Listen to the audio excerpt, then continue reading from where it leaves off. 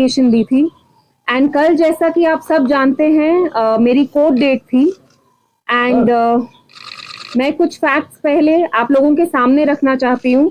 जो कश्मीर के regional passport officer है उनका नाम देविंदर है।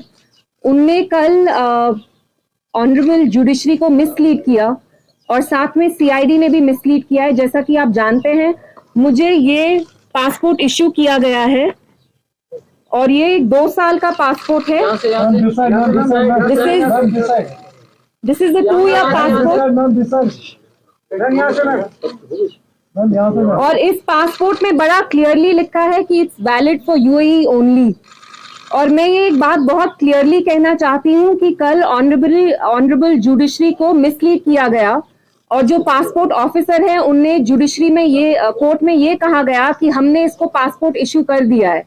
और इसमें जो हमारे ऑनरेबल डेप्यूटी सोलिसिटर जनरल है उनका नाम शम्सी साहब है, उनने भी जो मेरे जज जो मेरा कोर्ट केस सुन रहे थे, लेडी हैं वो, उनको ये कहा कि आप ये पिटिशन डिसमिस कर दीजिए क्योंकि हमने इल्तिजा को पासपोर्ट इश्यू कर दिया है। तो ये कौन सा पासपोर्ट है आप मुझे खुद बताइए। मैं इंडियन एक सिटीजन हूँ, बाद में आप कॉपी ले लीजिएगा।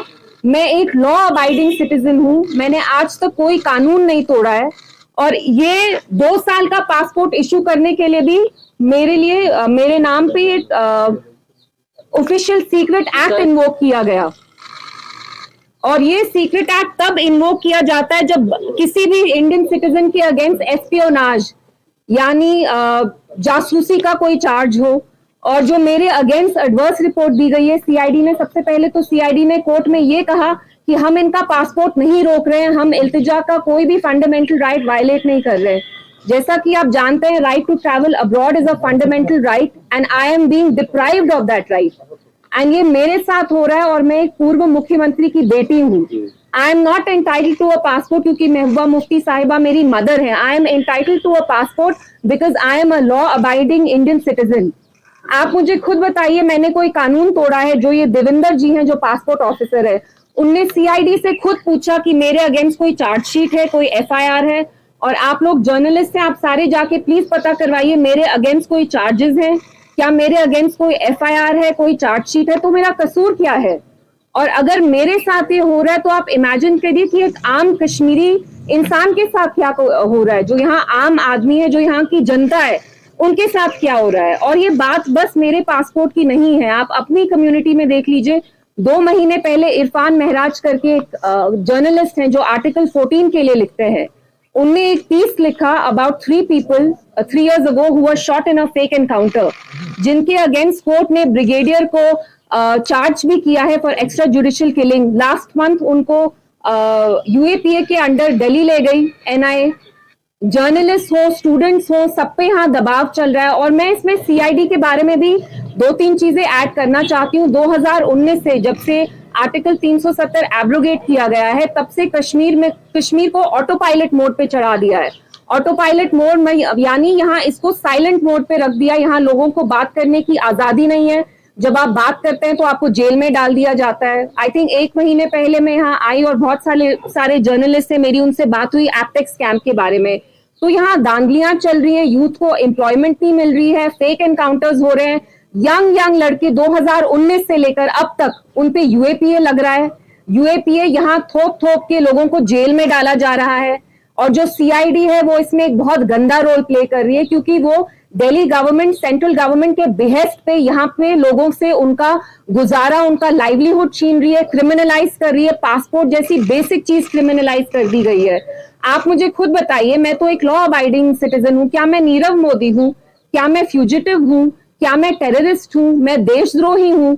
अगर मैं मरकजी सरकार के अगेंस्ट कोई बात करती हूँ तो क्या वो मुल्क के अगेंस्ट बात करना होगा क्या? I mean, मेरा कसूर क्या है? And this is not just about me. मेरे जैसे बहुत सारे लोग हैं, स्टूडेंट्स हैं, जर्नलिस्ट हैं, आप में से भी बहुत सारे लोग हैं जिनका पासपोर्ट रोक दिया गया है, आपको नो फ्लाई लिस्ट पे रखा गया है। तो यहाँ पे तो 2019 से कनपट्टी पे गन रख के यहाँ पे एक नॉर्मल सी इम्पोज की गई है सब पे। तो कोई अपना मुंह खोलता है, जबान अभी चलाई नहीं होती है तो आके आपको पुलिस आके अरेस्ट कर लेती है। और जो सीआईडी है यहाँ वो एक बहुत गंदा किरदार प्ले कर रही है। 2 हफ्ते पहले उनने कोर्ट में ये झूठ बोला कि हमने इसका पासपोर्ट नहीं रोका हुआ है, आप ये पिटिशन डिसमिस कर दीजिए। और मैं आज ये ऑन रिकॉर्ड कहना चाहती हूं कि कल जो हमारे डेप्यूटी सोलिसिटर जनरल भी हैं, उनने कोर्ट में झूठ बोला, जुडिशरी को मिसलीड करने की कोशिश की गई, क्योंकि वरना तो मैंने पासपोर्ट रीएप्लीकेशन के लिए जून में दिया था, तो कल जाके इनने जल्दी जल्दी क्यों डिस्पैच किया? क्योंकि ये जानती थी कि कोर्ट मेरा केस लेगी and the court will ensure that they get more than a rap on their knuckles, और इनको मेरा पासपोर्ट इश्यू करना पड़ेगा। और जैसे मैंने कहा, बात मेरी ही नहीं है, मैं बाकी लोगों के लिए भी बात करती हूँ। यहाँ जो चल रहा है, जो धांधली चल रही है एलजी एडमिनिस्ट्रेशन में, इतने स्कैम्स हो रहे हैं, जाके देखिए आज जम्मू में फायर एंड इमरजेंसी सर्विसेज की जो रिक्रूटमेंट है उसमें स्कैम चल रहा है।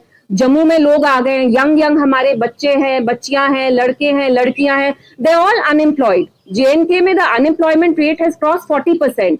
तो यहाँ आपने मुंह खोल के आप उसके बारे में बात करते हैं तो आपको पनिश किया जाता है। अल्लाह ताला ने हमें जबान तो इसीलिए दी है ना इंसानों को कि आप बात करें, जो जाहिर बात है वो आप बोले, परसीव करें, आप में इंसाइट है, आप अपने आप को एक्सप्रेस करें। तो ये तो मेरा फंडामेंटल राइट है।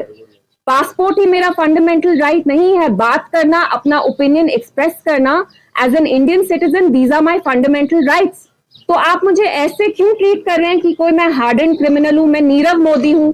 क्या मैंने बैंक से हजारों करोड़ का लोन लिया है? क्या मैं बैंक लोन डिफॉल्टर हूं? क्या मैं कोई कॉनमैन हूं? मैं किरण पटेल हूं? जो कॉनमैन आते हैं किरण पटेल जैसे जी, उनको तो सीआईडी लाल बत्ती के साथ पूरा बंदोबस्त सिक्योरिटी का करके आप उनको अच्छे से लाल टोपी वाली सलाम करते हैं। तो मेरी क्या गलती है, आप मुझे बताइए? और कश्मीरियों का क्या कसूर है? यहाँ पे तो हमने बात, हम ये कहते हैं कि यहाँ गलत क्या चल रहा है, उसमें भी आपको प्रॉब्लम है। जर्नलिस्ट के साथ आपको प्रॉब्लम है, स्टूडेंट्स के साथ आपको प्रॉब्लम है। खुर्रम परवेज, फहाद शाह, सजाद गुल, इरफान महराज, कितने लोगों को आप जेल में डालेंगे?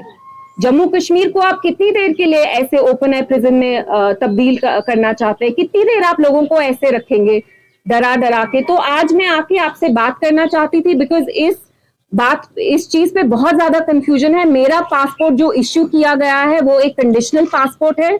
ये फ्यूजिटिव्स को भी कोई कंडीशनल पासपोर्ट नहीं मिलता है। और जो ये पासपोर्ट ऑफिसर है दविंदर जी, वो पासपोर्ट एक्ट को फ्लाउट कर रहे हैं। जो उनकी ड्यूटी है वो उनको वायलेट कर रहे हैं, क्योंकि अगर आप किसी को कंडीशनल पासपोर्ट देते हैं, अगर आप मुझे ये 2 साल का पासपोर्ट दे रहे हैं जिसमें मैं बस यूएई जा सकती हूँ, तो you have to tell me, legally you have to let me know, you are answerable to me कि आप मुझे कंडीशनल पासपोर्ट क्यों दे रहे हैं। क्या मैं नीरव मोदी हूँ?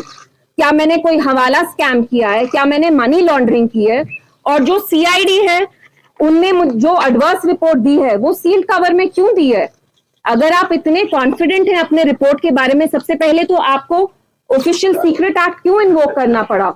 आप क्यों चाहते हैं ये डॉक्यूमेंट जो आपने मेरे खिलाफ कोर्ट में दिया है, जो आप सील्ड कवर में दे रहे हैं, आप वो क्यों नहीं चाहते हैं कि वो बाहर पब्लिक डोमेन में आए? मैं बताती हूँ क्यों नहीं आए। क्योंकि इसमें कुछ सब्सटैंशियल है ही नहीं, इसमें कुछ ऐसे सॉलिड ग्राउंड्स है ही नहीं, तो आप कोर्ट को भी मिसलीड कर रहे हैं। तो मेरी जुडिशरी से यही रिक्वेस्ट होगी कि वो देखें कि जो पासपोर्ट ऑफिसर है और जो सीआईडी है एंड अनफॉर्चुनेटली जो डेप्यूटी सोलिसिटर जनरल भी हैं, वो उनको मिसलीड कर रहे हैं। और बात ही बस मेरे पासपोर्ट की नहीं है, जम्मू कश्मीर में वो जर्नलिस्ट हो, सियासतदान हो, स्टूडेंट्स हो, एक्टिविस्ट हो, वो सब सफर कर रहे हैं। क्योंकि जो चीज ऑब्वियस है, जो सच्चाई है, वो हम जाहिर करते हैं, तो उसके लिए हमें अलग अलग तरीके से पनिश किया जा रहा है। जनरल है वो, कल उनने मेरे लॉयर पे प्रेशर डाला कि मैं ये पिटिशन विड्रॉ करूं।